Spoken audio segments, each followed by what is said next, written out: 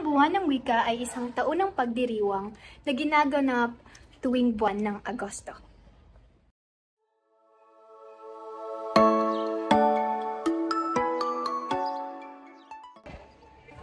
Para sa unang tanong.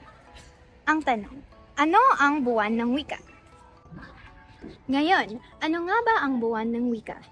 Karamihan sa mga aktibidad ay kinabibilangan ng pagsusulat ng tula, paggawa ng slogan, pagbigkas ng mga piraso ng deklamasyon, patimpalak sa quiz bee, at iba pang larong naglalabas ng pagiging malikhain ng mga mag-aaral gamit ang wikang Filipino.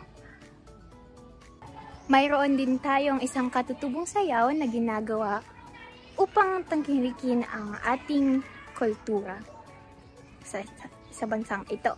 At ang pinakamagandang halimbawa ng isang katutubong sayaw ay ang aming ati-atihan noong kami ay grade 11 pa lamang.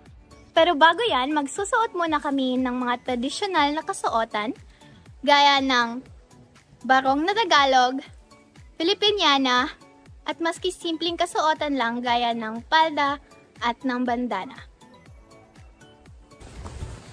Tara na! Sayaw-sayaw na!